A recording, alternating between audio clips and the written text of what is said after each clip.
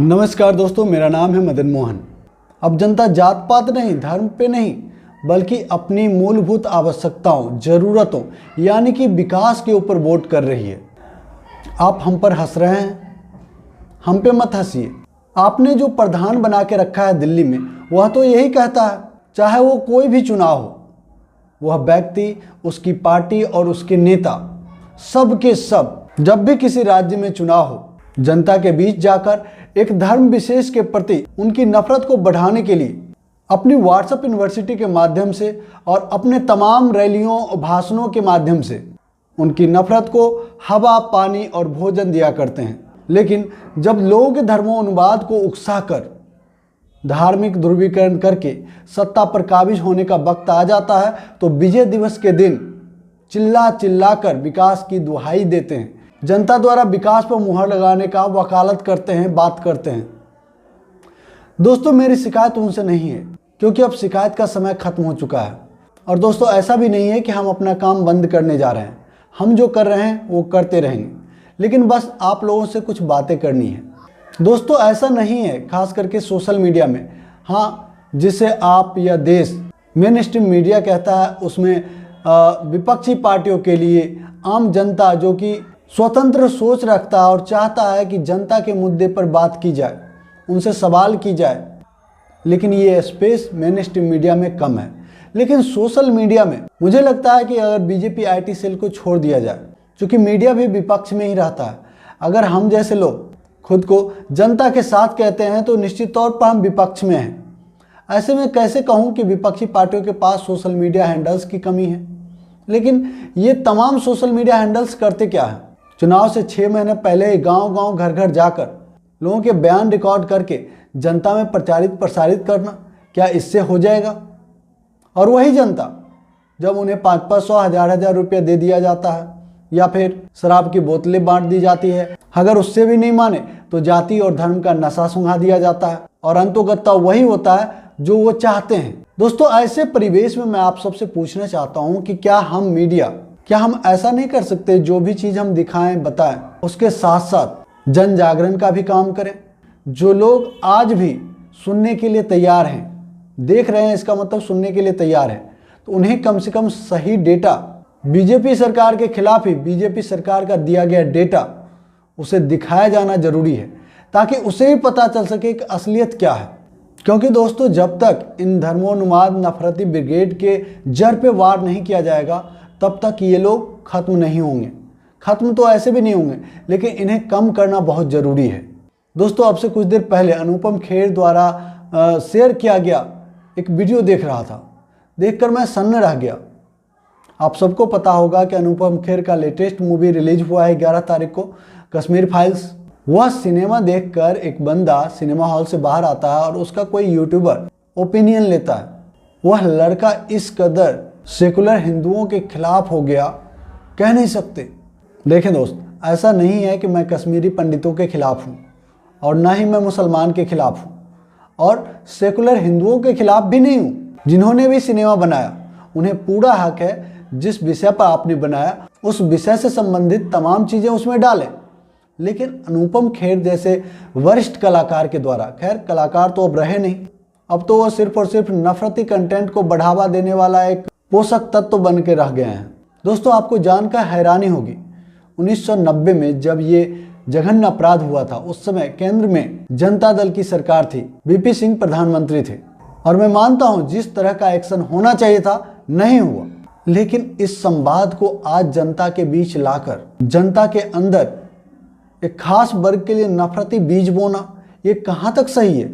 हम सबको पता है कि 1990 के बाद से ही, जबकि कांग्रेस के राज में ये सब नहीं हुआ, लेकिन फिर भी इसके लिए कांग्रेस को गालियां पड़ती रही है। मैं पूछता हूं, ऐसे लोग जो कांग्रेस से नफरत करते हैं, जो सेकुलर हिंदुओं से नफरत करते हैं, आखिर भारतीय जनता पार्टी और उसके नेताओं के प्रति उनके सॉफ्ट कॉर्नर का कारण क्या है? उन लोगों ने ऐसा क्या किया उनके लिए, कश्मीरी पंडितों के लिए, जो इतने सॉफ्ट दिल रखते हैं उनके लिए?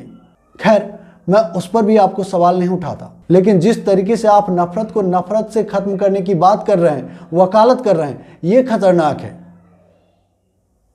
गांधी ने कहा था, आंख के बदले अगर आंख लेने लग जाए तो एक दिन पूरी दुनिया अंधी हो जाएगी। मुझे ये भी पता है कि आप गांधी को भी सीरियसली नहीं लेते हैं।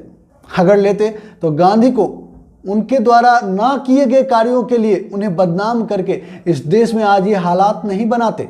जिन लोगों ने भी उस समय इस जघन्य अपराध को अंजाम दिया था, इस कत्लेआम को अंजाम दिया था, उसे कड़ी से कड़ी सजा मिलनी चाहिए।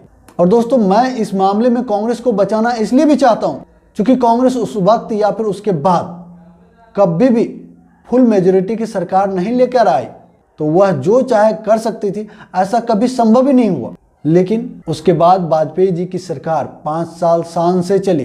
मैं पूछना चाहता हूं कश्मीरी भाइयों से, उस दौरान आप सबको क्या मिला? मोदी जी के पिछले 5 साल में मनमोहन सरकार ने तो आपकी सुनी नहीं, क्योंकि जिस तरीके से आप कांग्रेस से नफरत करते हैं इसका यही कारण समझा जा सकता है ना।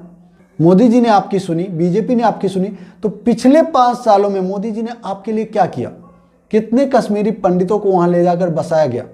खैर, ये बातें तो बाद की बात है, लेकिन ये बताइए कि कितने कश्मीरी लोगों के ऊपर, जिन लोगों ने इस कत्लेआम को, इस जघन्य अपराध को, हिंदू बहु बेटियों के साथ जो गलत व्यवहार हुआ, बलात्कार हुआ, उसके लिए केस चलाया गया, यही डाटा दे दीजिए, यही बता दीजिए। ऐसा होना चाहिए था, और ऐसा ना करके कांग्रेस भी कटघरे में है, उससे भी सवाल किया जाना चाहिए, लेकिन नफरत नहीं। आप देश के 2 प्रमुख राष्ट्रीय पार्टी में किसी एक के साथ चले जाते हैं, दूसरे के साथ नफरत करते हैं, ऐसा नहीं होनी चाहिए। अगर आप ऐसा करेंगे तभी आपको न्याय नहीं मिल पाएगी।